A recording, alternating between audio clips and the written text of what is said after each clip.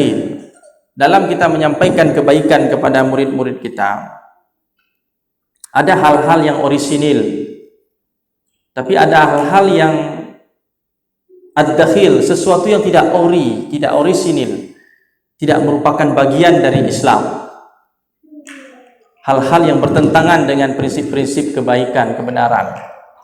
Jadi dalam kita mengajar itu, yang kita suguhkan kepada anak didik kita itu adalah yang asil, sesuatu yang betul-betul kebenaran. Apakah itu dari Quran, dari hadis, dari para ulama-ulama kita yang muktabar, ya, ulama-ulama kaum muslimin yang sudah teruji kesalehannya, ya, yang telah teruji keilmuannya. Hindarkan hal-hal yang bersifat ad-dakhil atau sesuatu yang tidak merupakan bagian dari Islam. Sebagai contoh begini, sebagai sederhananya, kalau kita mengajar kepada anak-anak kita ini, kita sering ngutip-ngutip hadis contoh. Maka yang disuguhkan kepada anak-anak kita adalah hadis-hadis yang sahih gitu. Hadis-hadis yang betul-betul sumbernya jelas, hadis sahih, hadis hasan, gitu. Yang betul-betul ada sumbernya. Jangan disuguhkan kepada mereka sesuatu yang palsu, walaupun isinya kebaikan. Karena yang palsu itu tidak akan pernah bisa menyembuhkan. Yang jadi obat itu insya Allah itu madu asli. Tapi kalau madu yang buatan, madu palsu itu nggak bisa jadi obat. Kita minum makin sakit ya, mungkin bisa komplikasi sakit-sakit lain lagi kalau kita minum. Jadi supaya anak kita, anak didik kita itu jiwanya tumbuh dengan baik, maka yang diberikan kepadanya itu adalah sesuatu yang asil. Quran itu asil. Dan pemahaman terhadap Quran itu harus yang asil. Pemahamannya dari ulama-ulama Islam yang baik.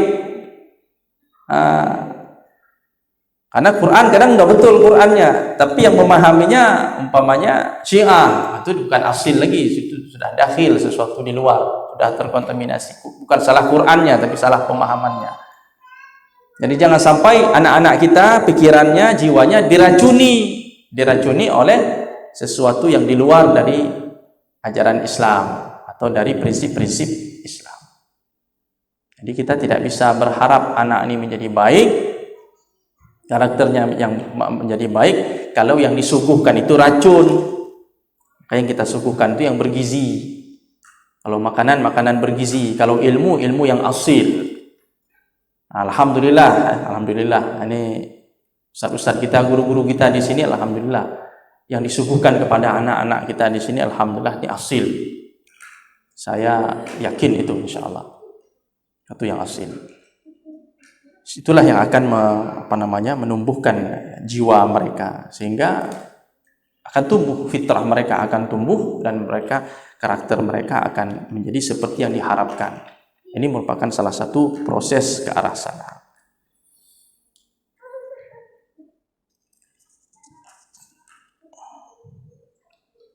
Jangan lupa kita menanamkan semangat kepada anak didik kita. Semangat bahwa dia bisa hebat, dia bisa menjadi pribadi yang baik. Ya. Semangat itu harus senantiasa diberikan, ditanamkan. Jadi Rasulullah SAW itu adalah seorang pendidik yang luar biasa, menanamkan semangat itu kepada anak didiknya, kepada para sahabat. Jadi menumbuhkan motivasi mereka. Bagaimanapun keadaan mereka,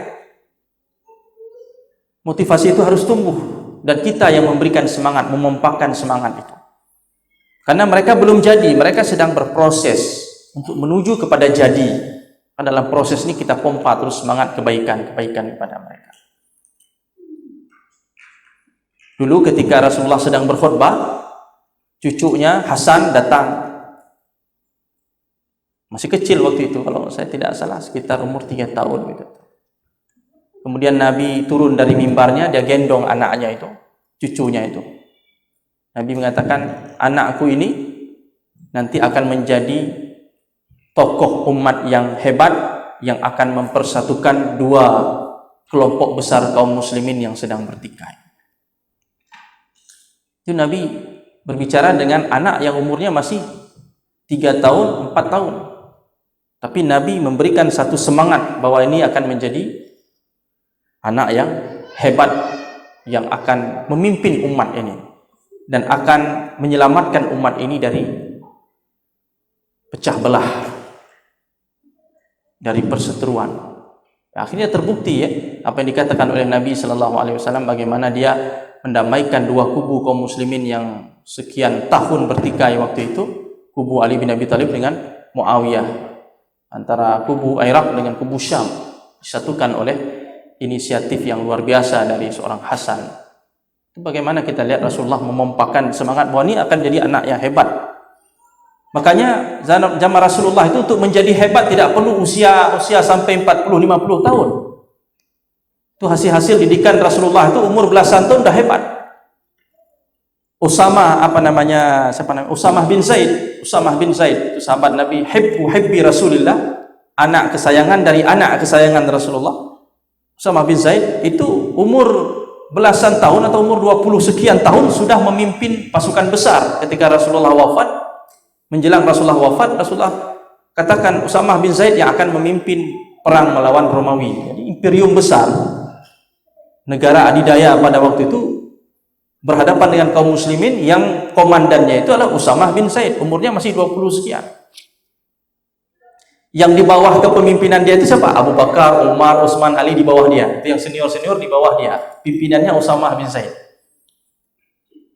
Jadi untuk menjadi pemimpin, begitulah Nabi memotivasi mereka, memompa semangat untuk mereka. Tak perlu umur sampai 50 tahun, 40 tahun. Umur 20 tahun dah jadi.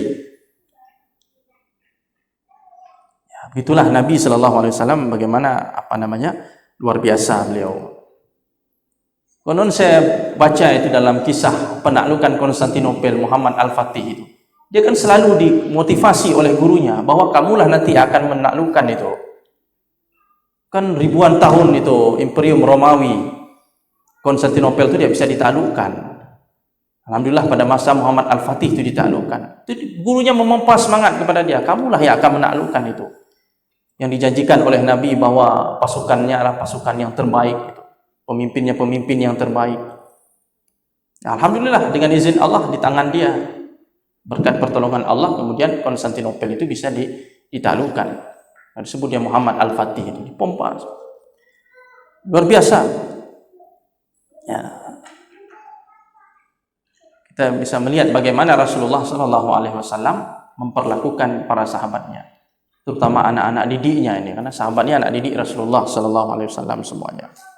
Yang membunuh Abu Jahal dalam perang Badar itu adalah 2 orang anak kecil, masih remaja. Itu yang membunuh Abu Jahal. Jadi orang-orang hebat lahir dari didikan Nabi Shallallahu Alaihi Wasallam. Kenapa? Karena Rasulullah selalu memberikan motivasi.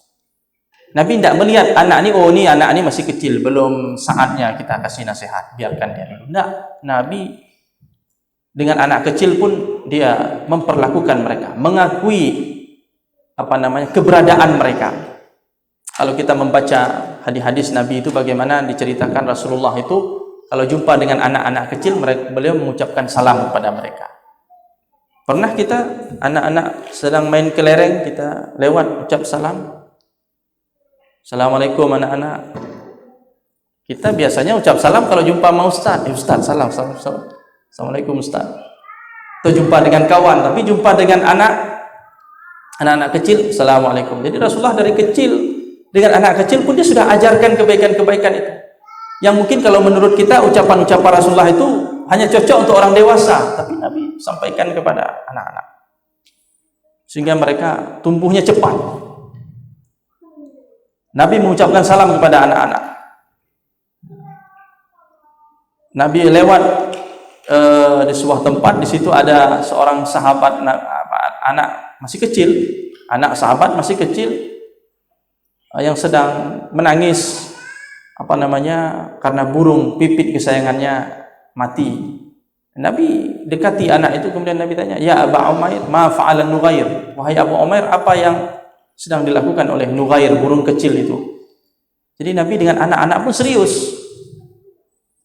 Yang hadis dalam Arba'in mungkin kita sudah baca, sudah kita hafal itu. Nabi membonceng siapa? Ibnu Abbas. Itu kan sahabat-sahabat kecil semua, sahabat-sahabat junior semua. Nabi kasih pesan-pesan yang luar biasa. Yang pesan-pesan itu kalau kita lihat ini pesan untuk orang-orang besar gitu kan. Tapi dia sampaikan kepada anak yang masih kecil, Ibnu Abbas itu. Idza sa'alta fas'alillah, ya. Wa idza sta'anta fasta'in billah. Nabi tanamkan itu pada anak yang masih kecil. Kepada siapa lagi? Kepada Hasan, kepada Husain, kepada Anas bin Malik. Nah, bagaimana Rasulullah sallallahu alaihi wasallam bersama Anas bin Malik? Itu luar biasa. 10 tahun Anas bersama Rasulullah, menghabiskan masa kecilnya bersama Rasulullah, luar biasa. Nabi memperlakukan dia. Terkesan sekali. Termasuk juga Nabi bersama Salamah, anak tirinya, yang dibawa dalam sebuah jamuan. Nabi dudukkan di pangkuannya, kemudian anak itu pun mengambil makanan sesukanya, anak kecil maklum. Ya, tapi Nabi mengatakan apa? Mengajarkan. Ya gulam, samillah. Kalau makan baca bismillah. Kul biyaminik, makan dengan tangan kanan. Wa kul mimma yalik, dan makan apa yang ada di depanmu. Jangan mengambil-ngambil di tempat lain yang bukan hak dia. Jadi Nabi sallallahu alaihi wasallam dari sejak kecil sudah mengajarkan adab-adab itu kepada anak-anak. Walaupun mereka masih anak-anak, tapi sungguh berkesan. Ini sahabat-sahabat yang masih kecil yang bersama Rasulullah ini menceritakan setelah mereka dewasa. Jadi betul-betul berkesan. Jadi mereka bersama Rasulullah itu betul-betul mengesankan. Jadi betul-betul Rasulullah itu selain dia memberitahu, Nabi juga menjelaskan, kemudian Nabi memberi teladan, dan Nabi memberikan inspirasi kepada mereka, dan itu sangat berkesan pada jiwa mereka, pada hati mereka. Jadi saya rasa itulah beberapa prinsip-prinsip yang perlu kita tanamkan pada diri kita dan perlu kita praktekkan dalam rangka kita mengajar, mendidik generasi-generasi terbaik Islam ini. Intinya kita kembali kepada bagaimana Allah Subhanahu wa taala mengajarkan di dalam kitabnya, Rasulullah sallallahu alaihi wasallam mengajarkan di dalam sunnah-sunnahnya, dan bagaimana yang sudah dilakukan, dipraktekkan oleh para ulama-ulama kaum muslimin, yang kemudian dirumuskan di dalam buku-buku, di dalam kitab-kitab tentang bagaimana kita mendidik generasi-generasi tersebut. Hadirin sekalian yang dirahmati Allah, mungkin itu yang bisa saya paparkan dalam kesempatan yang singkat ini. Mudah-mudahan bermanfaat, dan saya juga berharap kepada Ustaz dan Ustazah sekalian, mungkin ada sesi setelah ini, pertanyaan. Saya harap tidak sepenuhnya pertanyaan, tapi adalah semacam pengalaman-pengalaman Bapak Ibu sekalian yang bisa kita ambil faedahnya, kita ambil manfaatnya. Kalau bertanya, nanti saya kembalikan pertanyaan kepada Bapak Ibu. Tapi saya ingin menunggu masukan, pengalaman-pengalaman selama ini, apa yang sudah dilakukan, bagaimana kesannya terhadap anak didik kita. Inilah saya rasa yang perlu kita sharing, kita berbagi pada hari ini. Demikian yang dapat saya sampaikan, mudah-mudahan bermanfaat. Mohon maaf atas segala kekurangan. Terima kasih atas segala perhatian. Assalamualaikum warahmatullahi wabarakatuh.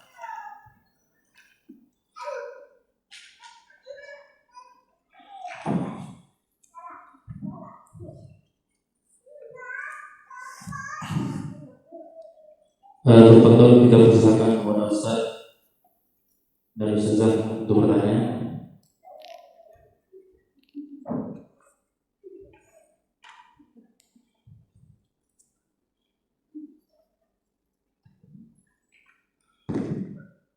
Bismillahirrahmanirrahim. Assalamualaikum warahmatullahi wabarakatuh. Waalaikumsalam warahmatullahi wabarakatuh.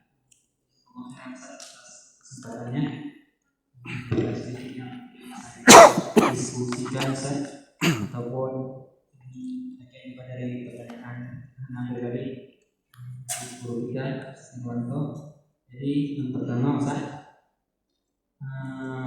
ini ketika Ustaz menjadi seorang pendidik atau Ustaz sebelumnya menjadi seorang murid misalnya. Ya.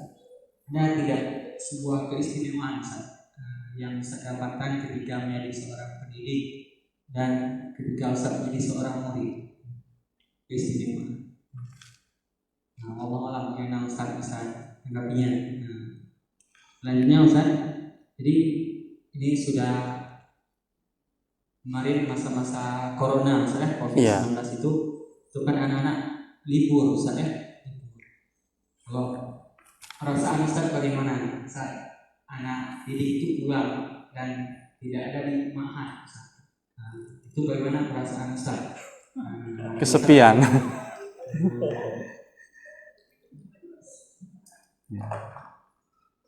Yang terakhir Ustaz, ini di saat kita memberikan hukuman untuk anak itu yang pasti dulu kita yang paling terdepan dari kita seorang pendidik itu seorang murid itu rasa kasih sayang kita kepada mereka.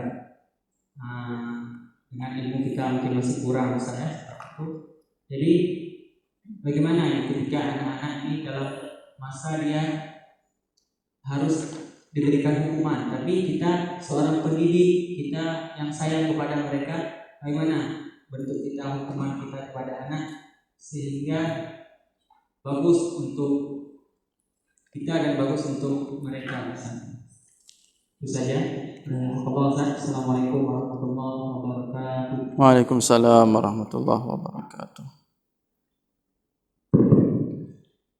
Assalamualaikum warahmatullahi wabarakatuh. Waalaikumsalam warahmatullahi wabarakatuh. Di setiap anak Ustaz dia kan mempunyai karakter yang berbeda, jiwa yang berbeda.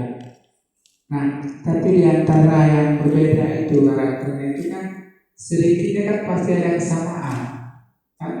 Ada perbedaan karakter anak, sedikit-sedikitnya ada kesamaan. Yang saya ingin selama ini kan payah yang saya dapat itu kan payah dari mana letaknya, Ustaz? Yang kecil itu di antara beda bersama. Karena mereka berbeda, sebenarnya berbeda. Tapi di antara perbedaan karakter itu, anak itu pasti ada kesamaan, walaupun tidak besar. Bagaimana cara menemukan kesamaan tersebut? Sekian, terima kasih. Assalamualaikum warahmatullahi wabarakatuh. Waalaikumsalam warahmatullahi wabarakatuh.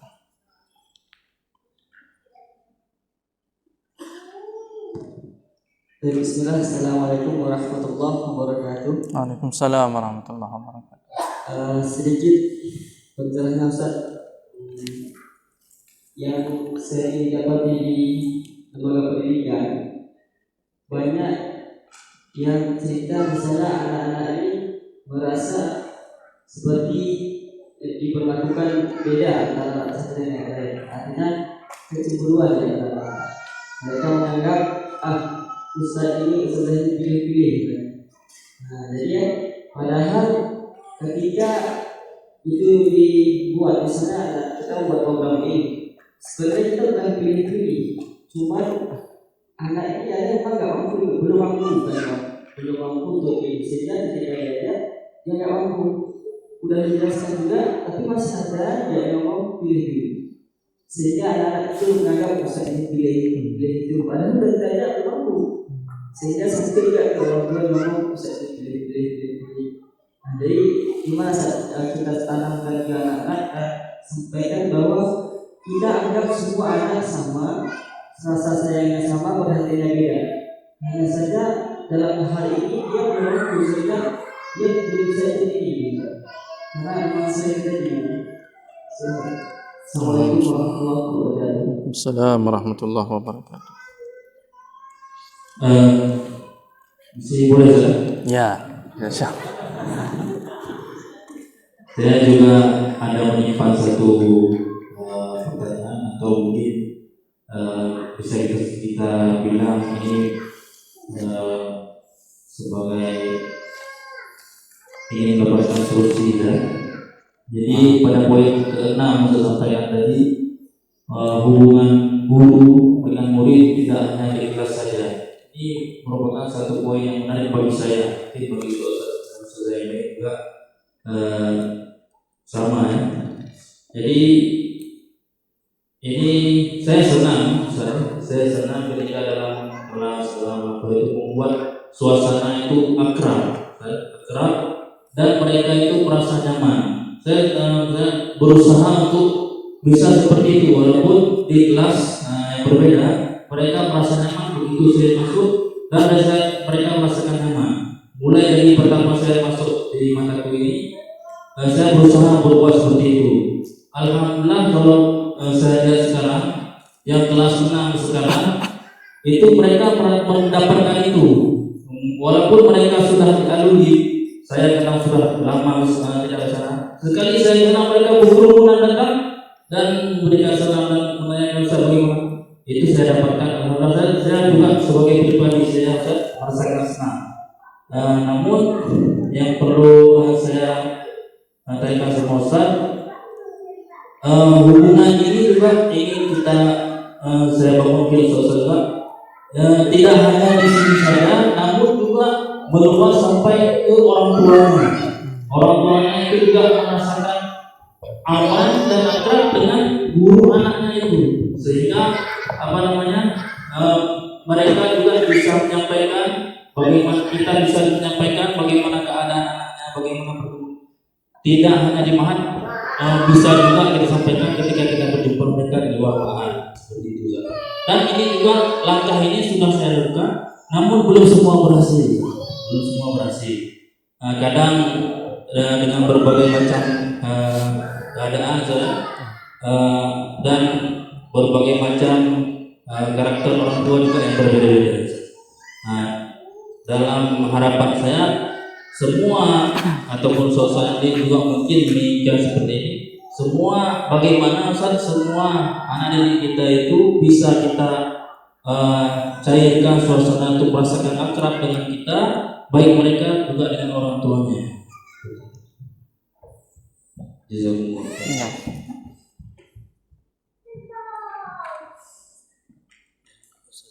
Ya, boleh. Ya, selanjutnya kami persilakan para ustaz untuk bertanya.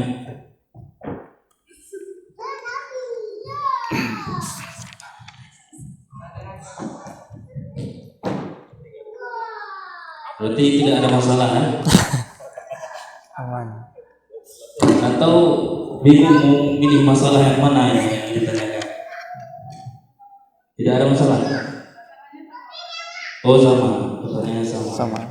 Oke. Nanti Ustazah menjawab saja. Kasih jawaban sama Ustazah. Baik, terima kasih Ustaz dan Ustazah sekalian. Luar biasa ya. Ya, pertanyaannya ini pertanyaan yang sangat mungkin sama lah ya. Kita merasakan atau kita sering bertanya-tanya dengan pertanyaan-pertanyaan yang seperti ini. Dan seperti yang saya sampaikan tadi, ini jawabannya tidak mutlak hanya dari saya saja, kebetulan hari ini sebagai pemateri, tapi saya rasa di dalam hati benak Bapak Ibu sekalian sudah ada jawaban-jawabannya dari apa yang selama ini sudah dibaca dan pengalaman-pengalaman yang sudah didapatkan selama ini. Tadi ada pertanyaan yang pertama dari Ustadz kita, ini tertuju kepada saya ya,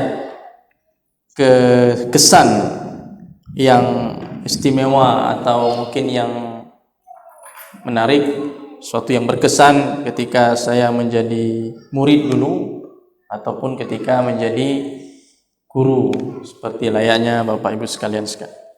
Jadi seingat saya ketika dulu kita dididik atau kami dididik, baik itu di sekolah SD, di pesantren, jadi kita tidak melupakan juga yang SD-nya ya. Ataupun ketika kita dididik di perguruan tinggi ya, kita punya banyak guru, orang-orang yang sudah berjasa menempa kita sehingga kita mudah-mudahan menjadi orang-orang yang berguna. Kita tidak lupakan kebaikan-kebaikan mereka, walaupun gaya model guru-guru kita mendidik kita itu bermacam-macam. Saya entah kenapa, takdir saya mungkin, saya ketemu dari SD sampai di kampus dulu, sering saya bertemu dengan guru-guru yang keras. Mungkin bukan keras ya, tegas. Walaupun saya tidak bisa keras, tegas seperti mereka, tapi guru-guru saya itu tegas luar biasa, dan itu berkesan. Mungkin kalau Allah mengirim untuk saya guru-guru yang bersifat permisif, artinya longgar, mungkin saya tidak menjadi saya. Allah kasih guru-guru yang memang punya ketegasan. Seingat saya waktu SD dulu ada guru saya yang mengajarkan saya bahasa Arab, mengajarkan ilmu-ilmu alat, masuk mengajarkan Al-Quran. Itu tegasnya luar biasa. Jadi disiplin sekali, disiplin, tegas, dan dia tidak sungkan-sungkan memarahi saya kalau saya malas. Pernah waktu itu ngaji lupa bawa buku catatan, saya sudah setengah perjalanan, itu dimarahi sama beliau, di tempat langsung dimarahi, diceramahi saya, kemudian disuruh balik bawa buku catatan. Mana kamu pergi ke sawah tidak bawa cangkol? Pulang balik, ambil buku, balik lagi saya. Tapi bagus, saya senang. Pernah saya makan di depan beliau itu, sedang makan. Ternyata waktu saya makan itu tidak bersih sisa makanan, nasi-nasinya masih ada tersisa. Langsung di situ beliau memberikan nasihat. Jadi betul-betul terkesan. Jadi saya lihat guru yang paling mengesankan itu adalah guru yang memang melibatkan kita dalam aktivitas-aktivitas dia. Jadi seperti kita bilang tadi, proses mengajar ini tidak hanya di kelas. Kadang-kadang guru itu perlu mengajak murid untuk melihat kehidupan ini.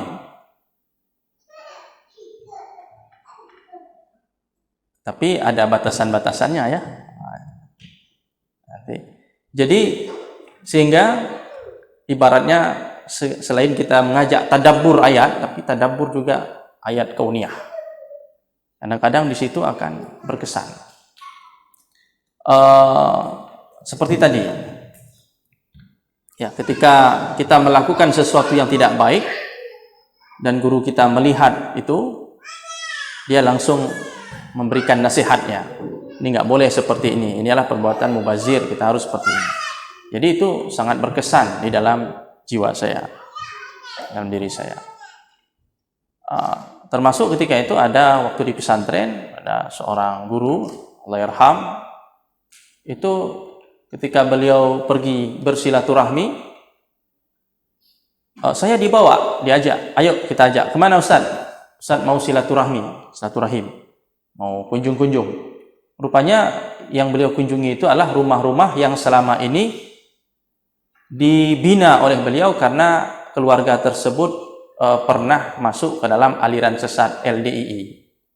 Waktu itu di Langsa, jadi beliau bawa saya ke Aludua, desa Aludua. Di situ banyak keluarga-keluarga yang terkena pengaruh pemikiran sesat LDII. Jadi setelah mereka dikembalikan kepada yang benar, ditaubatkan misalnya, Ustadz ini selalu datang untuk berziarah seminggu sekali, dan saya dibawa waktu itu, dan saya menyaksikan sendiri bagaimana beliau menyampaikan nasihat-nasihat kepada keluarga tadi mengajar.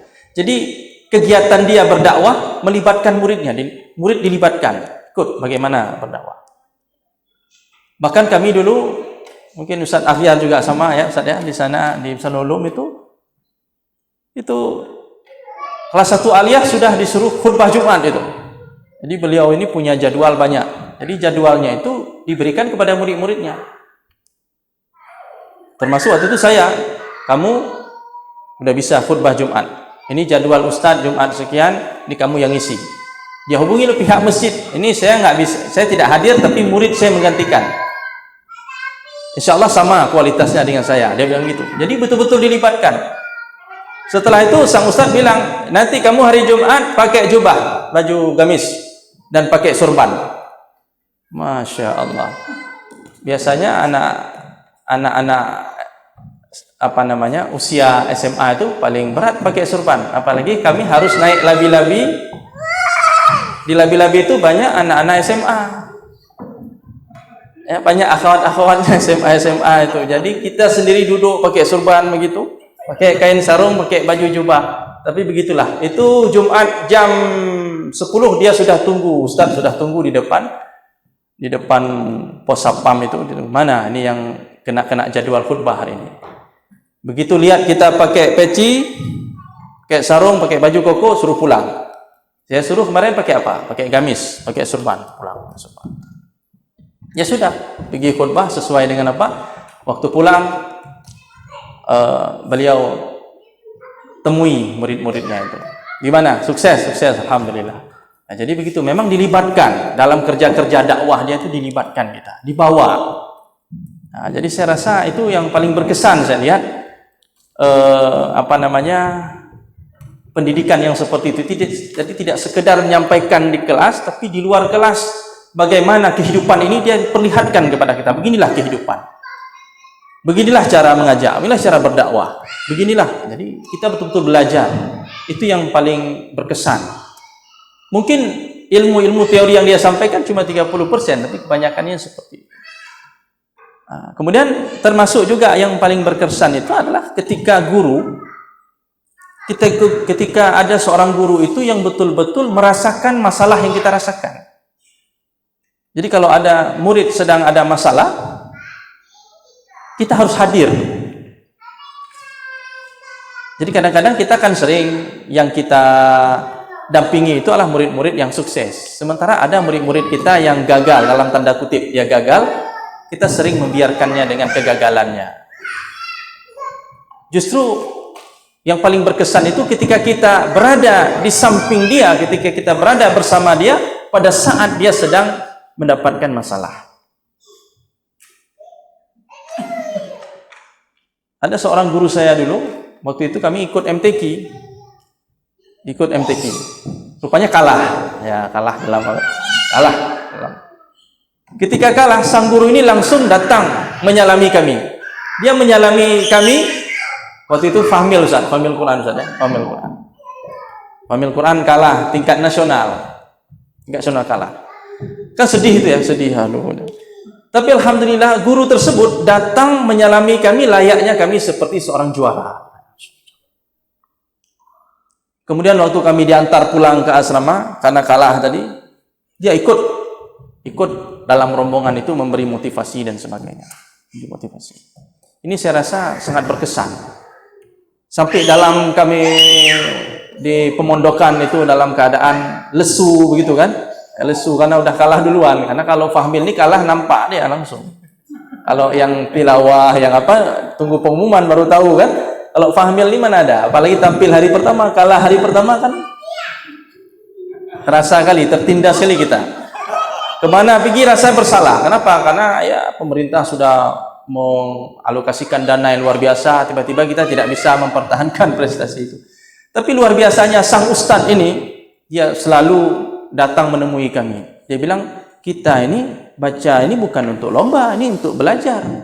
Baca paket-paket soal itu, baca lagi, jangan pernah menyerah, jangan pernah mengeluh. Ternyata alhamdulillah rupanya setelah itu ada sedikit konflik dalam perlombaan itu. Akhirnya kami ditetapkan tidak jadi kalah, boleh ikut lagi pada sesi berikutnya, karena terjadi kesalahpahaman Dewan Hakim ya, antara jawaban yang diberikan dengan kunci soal. Jadi luar biasa, tidak ada salahnya tadi pesan dari Ustaz. Kita belajar ini bukan untuk lomba. Habis lomba kita tetap belajar, tetap baca untuk pengetahuan kita, untuk ilmu kita. Nah, jadi luar biasa, dia mendampingi kami sampai kami dalam itu. Saya rasa itu yang paling berkesan tuh. Guru yang ada bersama kita pada saat kita sedang berada dalam masalah. Jadi terus berikan semangat. Mungkin waktu kita bagi raport, nanti ada murid-murid yang prestasinya kurang menggembirakan. Ini murid-murid ini harus diberikan semangat. Jangan dijatuhkan mentalnya. Memangkah bangai dah katungang bangai loh. Jadi jatuh semangat dia, tidak. Berikan semangat karena dia sedang dalam proses. Dia belum jadi, kita belum bisa mengatakan ini orang sukses atau tidak. Dia sedang berproses menuju itu. Maka kita akan pernah masih senggar ya dalam ingatan kita kisah orang yang membunuh 99 nyawa itu ya. Misalnya, bunuh 99 nyawa, mau tobat. Insaf mungkin umur dah tua nih mau tobat. Datang mana kepada siapa saya belajar, saya mau tobat menjadi orang baik. Tunjuklah, nih pergi ke tempat Syekh Fulan. Rupanya guru pertama ya tempat dia belajar itu seorang yang abid, orang yang ahli ibadah tapi tidak punya ilmu, tidak ngerti masalah mendidik gitu. Macam mana Syekh saya mau jadi orang baik? Ini udah 99 nyawa saya habiskan. Saya bunuh. Kata Syekh ini ya kamu tidak ada lagi jalan untuk bertobat. Jangan sampai kita jadi guru macam itu. Akhirnya apa? Digenapkan 100 sama guru tadi. Takutnya gini nanti murid menjadikan kita seperti itu.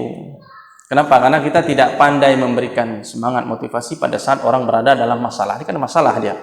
Masalah dia apa? Dia udah banyak kali dosa dia, tapi dia ingin jadi orang baik. Bagaimana caranya? Kan murid-murid kita ada seperti itu.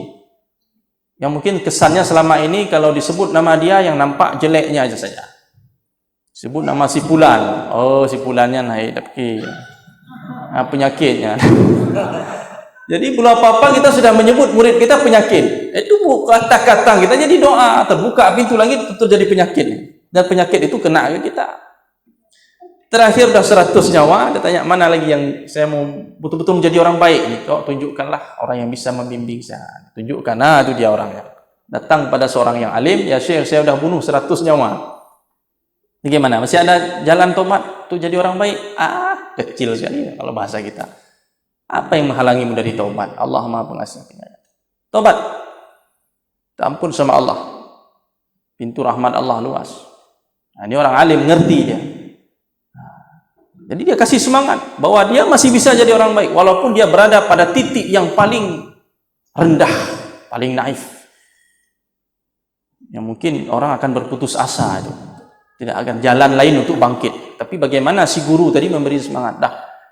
Yang penting kamu hijrah tempat. Tinggalkan lingkungan ini, dia kasih solusi. Bukan sekedar dia bilang kamu bisa berubah, tapi apa solusinya dia kasih solusi. Hijrah, tinggalkan lingkungan ini, pergi ke lingkungan yang lebih baik. Alhamdulillah dengan izin Allah orang tadi husnul khatimah. Kenapa? Karena bertemu dengan orang yang tepat. Makanya kadang-kadang gagalnya seorang murid bukan karena bodoh dia, tapi karena dia belum menemukan guru yang tepat. Jangan sampai kita menjadi penyebab kegagalan murid-murid kita, karena kita adalah sosok yang tidak tepat di dalam memberikan didikan pada dia. Kemudian yang berkesan juga bahwa masuk yang pelajaran yang saya ambil dari guru-guru saya ketika belajar dulu, ketegasan. Jadi tegas itu beda dengan keras. Tegas. Saya bilang tadi ada guru saya yang keras, bukan keras mungkin, tegas ya. Tegasan, prinsip. Jadi biasanya kita lebih kagum dan lebih terkesan dengan guru-guru yang punya ketegasan, yang punya istiqomah tadi, punya prinsip. Makanya ketegasan ini perlu dan ini harus kita seragamkan bahwa guru-guru kita di mataku maupun di tempat lain harus tegas dengan peraturan, tegas dengan prinsip-prinsip yang sudah kita ajarkan. Walaupun nanti mengenai gaya itu bisa macam-macam, gaya, metode, tekniknya bisa macam-macam, tapi prinsip-prinsip itu harus ada. Jadi kita tegas walaupun bukan keras. Jadi jangan ada nanti sebagian guru bersifatnya tegas, ketat, sementara yang lain nanti longgar, permisif dan sebagainya.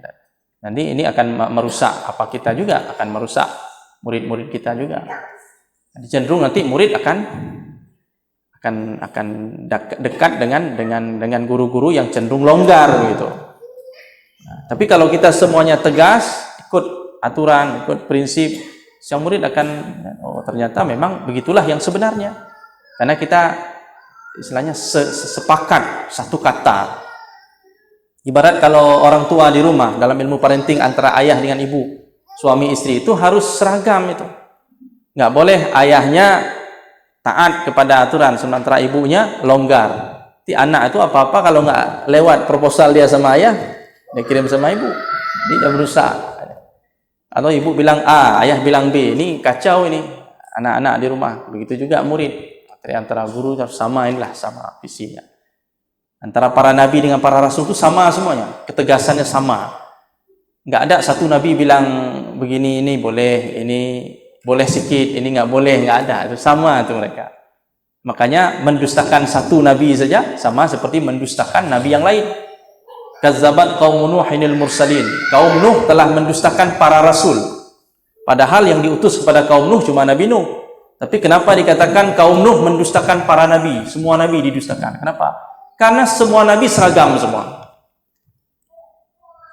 Mendustakan satu nabi, Nabi Nuh, itu sama seperti mendustakan Nabi Ibrahim, sama seperti mendustakan Nabi Isa, sama seperti mendustakan Nabi Muhammad. Seandainya yang dikirim kepada kaum Nabi Nuh bukan Nabi Nuh, Nabi Isa sama juga, mereka dustakan juga. Kenapa? Karena prinsip Nabi Isa sama dengan Nabi Nuh. Prinsip Nabi Yunus sama dengan Nabi Nuh. Prinsip Nabi Musa, Nabi Sulaiman sama dengan Nabi Nuh. Seragam mereka. Jadi kita berharap bahwa kita berada di sebuah lingkungan pendidikan yang menerapkan prinsip itu. Sehingga murid itu betul-betul tahu, oh bahwa ini nggak bisa main-main, ini memang begini adanya. Jadi jangan sampai ada khilaf ulama lah istilahnya, hal-hal yang prinsip, hal-hal yang prinsip. Oh ini mau ustaz ini boleh, mau ustaz ini nggak boleh. Dan yang ustaznya mentong yang pegah boleh ya. Ini hati-hati. Jadi ada hal-hal prinsip kita harus sama.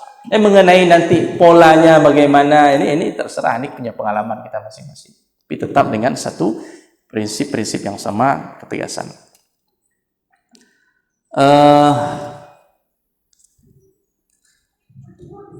Kemudian tadi ada pertanyaan, bagaimana kesan ketika menjadi guru? Kesan menjadi guru atau kesan yang istimewa ketika kita mendidik? Saya rasa semua kita punya pengalaman yang mungkin berbeda-beda, tapi ada ya kesamaan-kesamaan ketika kita mengajar, ketika kita mendidik. Ya kesan ketika kita menjadi guru atau ketika kita mendidik, kita melihat memang ketika kita mengajar atau ketika kita mendidik murid-murid kita itu, pada saat jiwa kita rapuh, jiwa kita lemah, itu memang seperti tidak ada kesan.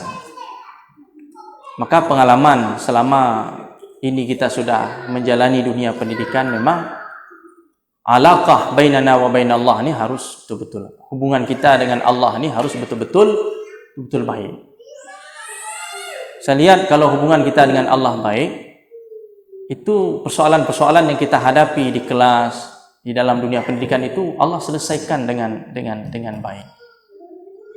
Selesaikan hubungan kita dengan Allah dulu, Allah selesaikan hubungan kita dengan manusia, termasuk dengan murid-murid kita. Kadang-kadang saya merasa gitu ya, merasa terkesan itu.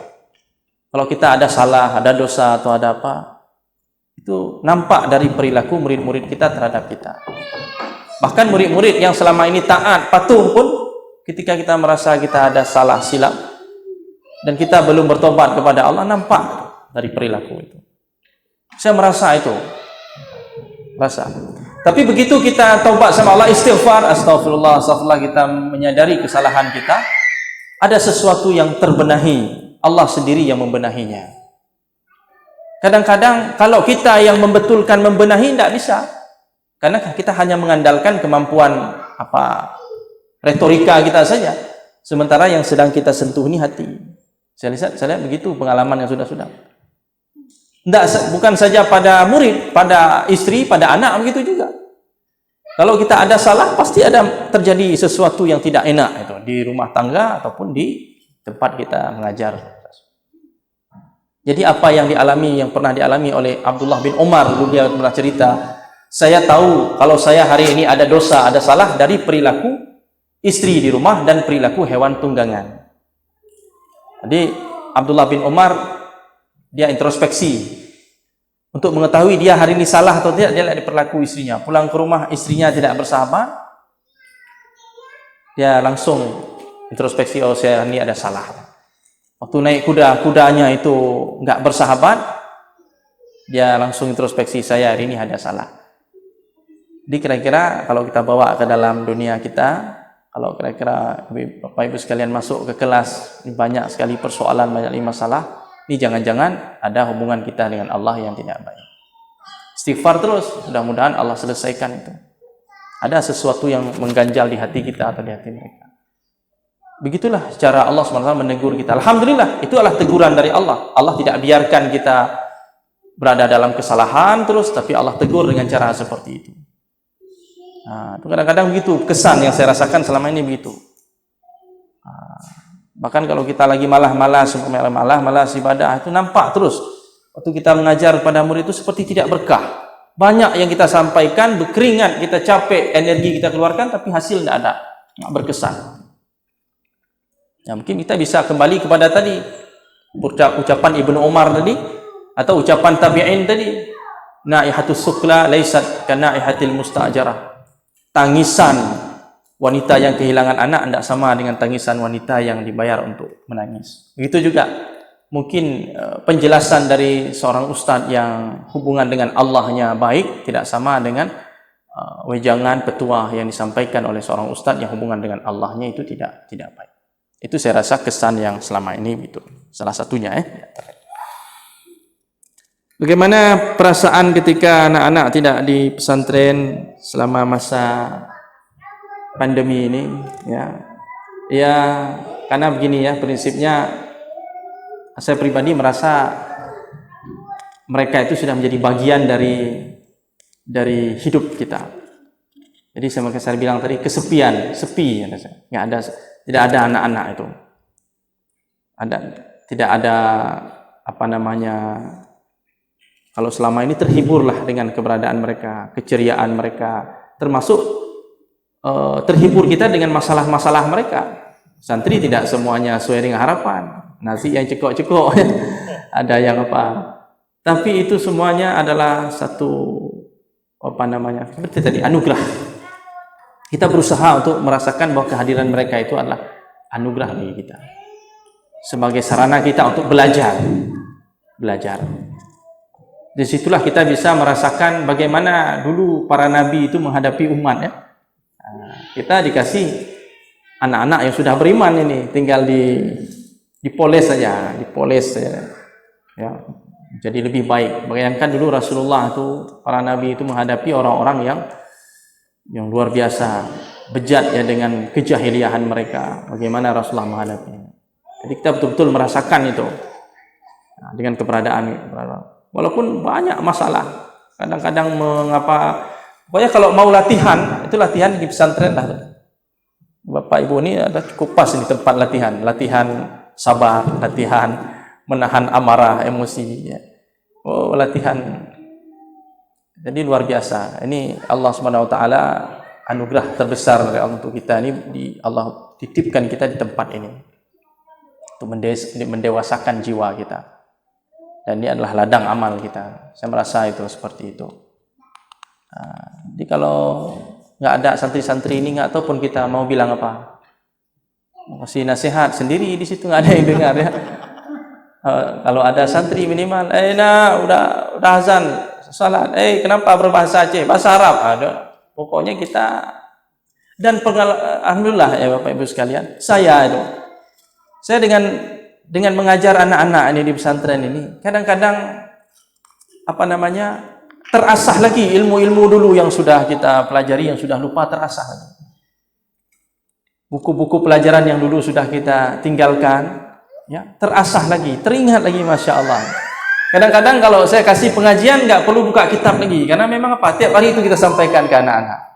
Materinya itu udah ada. Tadi luar biasa, banyak berkahnya lah, Insya Allah. Kita mengajar. Baik Bapak Ibu sekalian yang dirahmati Allah, pertanyaan berikut tadi ada masalah hukuman yang ideal. Jadi hukuman ini, punishment ini ya itu memang harus ada. Cuma bagaimana mekanismenya? Ya, tentu kita hukuman-hukuman di kita upayakan ya semua bersifat edukatif lah. Edukatif, walaupun ada yang bersifat fisik tapi tidak membahayakan. Tentu ini kan sudah ada kaedah-kaedahnya, di dalam Islam juga sudah diajarkan. Ada tempat-tempat kita dilarang kita untuk memukul di bagian-bagian tertentu. Karena saya rasa dulu ulama-ulama kita dulu ada juga yang menggunakan hukuman-hukuman fisik tapi dengan kaedah-kaedah tadi. Nah, jadi ini perlu diperhatikan. Tapi setidaknya yang kita utamakan, kita prioritaskan adalah hukuman-hukuman yang bersifat edukatif, ketegasan tadi. Rasulullah juga dulu memberi hukuman kepada sahabatnya. Salah satunya hukuman boikot, muqata'ah. Nabi boikot siapa itu? Ka'ab bin Malik, ya kan? Dalam peristiwa Tabuk, pasca atau boikot sampai berapa puluh hari. Ternyata efektif pemboikotan itu. Ada juga orang yang diboikot nggak efektif. Makanya kata Syekh Utsaimin, kalau diboikot nggak berubah, jangan diboikot lagi, cari cara lain. Ada orang udah diboikot makin makin jauh. Kadang-kadang dengan dimaafkan dia berubah. Ada orang dimaafkan makin menjadi-jadi. Maka disesuaikan, lihat kondisinya. Rasulullah dulu begitu. Ka'ab bin Malik pernah diboikot, istrinya Zainab pernah diboikot oleh Nabi 3 bulan diboikot, jadi obat juga, sukses. Jadi ada sih hukuman-hukuman yang seperti itu. Begitu juga, cobalah nanti Ustaz dan Ustazah sekalian merembuk apa kira-kira hukuman yang cocok. Mungkin antara satu anak dengan anak yang lain mungkin berbeda caranya gitu ya. Nah, intinya hukuman kita itu ada hukuman lit ta'dib. Untuk ada di situ ada unsur pendidikannya bahwa kita sayang. Nah, kemudian orang yang dihukum ini pun artinya bukan orang yang sudah tidak berguna sama sekali. Kadang-kadang kan begitu kan, ada guru menganggap ini anak ini selalu dihukum seakan-akan dia tidak bisa menjadi lagi orang yang berguna. Enggak. Nah, jadi prinsip kita menghukum seperti orang tua yang baik menghukum anaknya, itu di situ ada ta'dib ya, untuk mengajarkan adab, ada efek jera, tapi tetap di situ memperhatikan adab-adab dan etikanya. Jadi tolong nanti dirembukan bagaimana mekanisme hukuman-hukuman yang sesuai, tidak melangkahi ketetapan-ketetapan, etika-etika, adab-adab yang dijelaskan di dalam Islam. Karakter anak berbeda-beda, tapi tentu ada kesamaan-kesamaan. Bagaimana kita menemukan kesamaan tersebut? Itu ya Ustaz ya, tadi kira-kira pertanyaannya. Ya, kesamaan tentu ada ya, antara satu anak dengan anak lain pasti ya ada kesamaan-kesamaan, sehingga dari kesamaan itulah kita kemudian masuk. Ya, kita kemudian masuk bisa mendidik mereka dalam satu kelas ya, dalam satu pelajaran dengan satu metode. Ya, kesamaan-kesamaan itu tetap ada. Artinya anak-anak ini mungkin dia gaya belajar dia mungkin berbeda, tapi setidaknya dia punya semangat untuk bisa, dia punya semangat untuk menjadi orang yang baik. Jadi yang kita tonjolkan itu adalah kesamaan, sedangkan perbedaannya ini kita sesuaikan saja. Makanya ketika kita menilai seseorang anak ini dia pintar atau tidak, itu tidak bisa satu orientasi saja. Nah, ibaratnya kalau di kelas itu ukuran pintar, ukuran sukses seorang anak dengan anak lain kan bisa berbeda, karena kecerdasannya juga berbeda-beda. Kalau saya tanya mana lebih pintar, monyet atau ikan? Pintar mana, monyet atau ikan? Nah, ada yang bilang pintar monyet karena dia bisa manjat, ikan nggak bisa manjat. Ada yang bilang pintar ikan karena dia bisa berenang, monyet mungkin nggak bisa berenang. Yang jelas monyet dan ikan sama-sama pintar, mungkin bidang kepintarannya yang berbeda.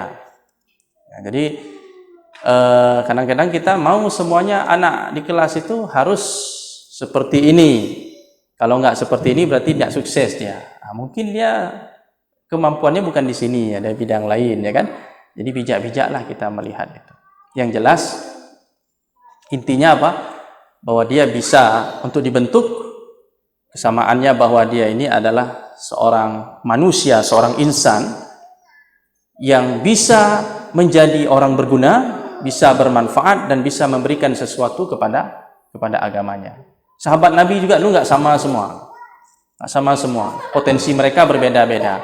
Tapi kesamaannya apa? Mereka sama-sama punya orientasi untuk memberikan kontribusi kepada Islam, kepada kaum muslimin. Dengan berbagai macam perbedaan-perbedaan. Baik dari kemampuannya maupun dari sikapnya. Kalau kita lihat Abu Bakar dengan Umar saja sangat kontras itu. Abu Bakar itu model Nabi Ibrahim, ya. Awwahun Halim, ya. Kalau kita lihat Umar model Nabi Musa. Jadi jangan berharap semua murid kita macam Abu Bakar semua. Ada satu nanti macam Umar, satu macam Ali, satu macam Utsman, beda-beda karakternya, kan? Jadi bagaimana Rasulullah itu bisa menyatukan mereka, mempertemukan mereka dalam satu mega proyek dakwah itu yang luar biasa dengan potensi bermacam-macam, tapi semuanya punya kontribusi. Ini luar biasa.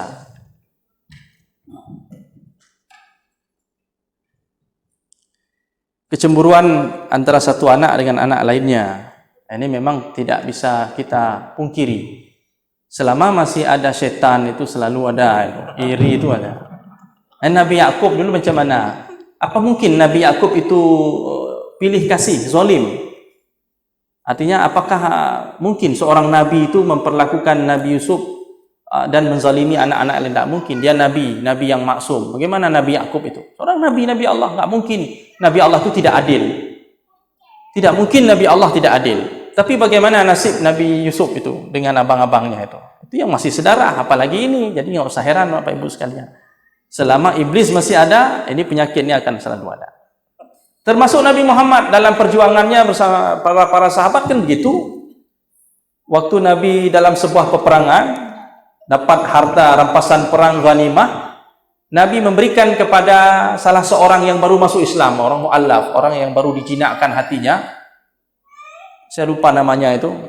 Nanti silakan dibaca dalam hadis. Nabi berikan kepada dia 100 ekor unta. Padahal dia baru masuk Islam, belum banyak kontribusinya. Sedangkan sahabat-sahabat yang lain yang sudah lama berjuang, Abu Bakar, Ali, Utsman, Umar, itu enggak sebanyak itu dikasih. Sehingga ada satu orang yang mungkin merasa ini tidak adil. Sampai dia bilang Nabi tidak adil dalam pembagiannya. Ucapan itu tidak didengar oleh Nabi, tapi didengar oleh sahabat yang lain. Sahabat itu sampaikan kepada Nabi. Si fulan itu bilang Anda tidak adil karena Anda memberikan seorang yang baru masuk Islam ini dengan pemberian yang luar biasa, tidak seperti sahabat lain yang sudah banyak kontribusinya kepada agama.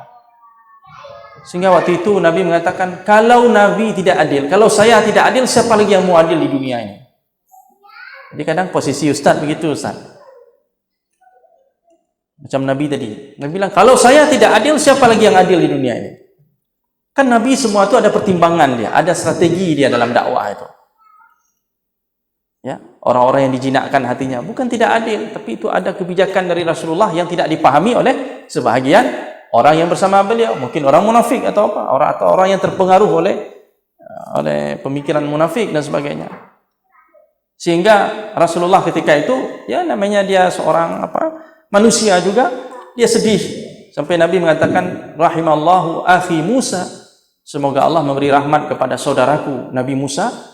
Laqad udhiya aktsara min haza, beliau disakiti oleh kaumnya melebihi dari apa yang kurasakan. Jadi Nabi ketika sedih-sedih begitu, dia lihat saja ininya memori-memori Nabi yang sudah mendahului beliau untuk mendapatkan satu ketenangan, motivasi, hiburan. Dan dulu katanya Nabi Musa dulu lebih berat lagi cobaannya dari yang saya rasakan. Ya, Nabi Musa bagaimana dengan Bani Israel itu luar biasa. Ya, Nabi begitu. Jadi Ustaz, kalau dituduh sama murid begitu, buka aja lembaran-lembar memori-memori Rasulullah bersama sahabatnya, kan? Bagaimana? Nabi Yakub kan dulu dituduh begitu juga, tidak adil oleh anak-anaknya, dituduh tidak adil. Tapi dialah seorang nabi yang sudah berusaha. Yang jelas begini, untuk meminimalisir itu perlu dikomunikasikan. Jadi sampaikan, jangan didiamkan, karena itu akan menjadi isu, akan menjadi bola salju yang akan jadi fitnah. Jadi setiap ada kejanggalan dijelaskan, dikomunikasikan, disampaikan. Aduh, astagfirullah. Jadi harus ada tabayun. Jadi orang pihak sana tabayun, kita juga jangan biarkan kita berada dalam posisi dituhmah, dituduh.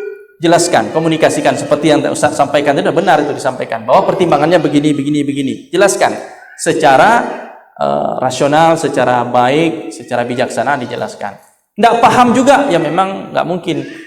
Ridwan nas ghayatun la tudrak, kata orang Arab. Kepuasan semua orang adalah suatu tujuan yang tidak ada terminalnya. Kita mau buat semua orang senang, puas, tidak ada. Ingat aja cerita macam si Juha bawa keledai itu sama anaknya. Juha apa? Yang Abu Nawas itu. Ya, bawa keledai, naik keledai. Semua salah sama manusia ini ada. Ridwan nas ghayatun la tudrak. Tidak ada. Tidak ada semua orang senang sama Nabi Muhammad. Tidak ada. Jadi begitu. Yang penting dijelaskan. Siap ada celah-celah ini menjadi fitnah, menjadi isu yang tidak baik, itu jelaskan. Begini alasannya. Jadi jangan disembunyikan juga. Allah, untuk apa kita jelaskan? Kita kan sudah bertindak benar, tidak juga baik seperti itu. Nabi ketika berjalan bersama seorang wanita, keluar dari masjid mengantar seorang wanita, lewat orang depan beliau. Tiba-tiba ketika melihat Nabi dengan seorang wanita, orang tadi mempercepat langkahnya. Nabi itu, sini, tunggu. Ini istri saya ya. Ini bukan istri orang, istri saya nih. Ya Rasulullah, kami tidak ada pikiran macam-macam dengan Anda. Ya, Anda tahu, siapa tahu nanti. Tapi begitulah Nabi. Nabi tidak membiarkan dirinya dalam posisi tertuduh tanpa beliau menjelaskan fakta yang sesungguhnya. Jadi jelaskan saja. Setelah kita jelaskan dengan bijak, dengan baik, dengan alasan yang apa, siapkan argumentasi Anda, udah. Orang tidak, itu bukan urusan kita. Jadi mudah-mudahan dia tidak puas sekarang, bisa puas di kemudian hari. Jadi begitu saja. Kecemburuan ini memang penting kita betul-betul lah. Walaupun dia mungkin tidak diikutkan dalam lomba, tapi dia dilibatkan dalam hal yang lain. Jadi pandai-pandai kita, memang berat. Adil ini memang satu hal yang berat, ya. Jadi begitu Bapak Ibu sekalian yang dirahmati Allah Subhanahu Wa Taala. Jadi kalau anak-anak itu dia punya pikiran yang jernih, yang cerdas, dia akan paham itu, dia akan paham.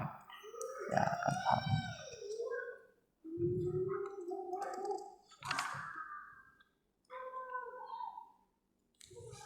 Ya, tadi ada yang terakhir dari Ustadz kita menanyakan masalah hubungan guru dengan murid, ya, berdasarkan pengalaman yang beliau rasakan luar biasa. Ini adalah motivasi dan inspirasi bagi kita. Kemudian juga beliau tadi menekankan juga perlu hubungan baik antara kita dengan orang tua. Ini betul sekali yang beliau sampaikan. Saya rasa kita semua setuju.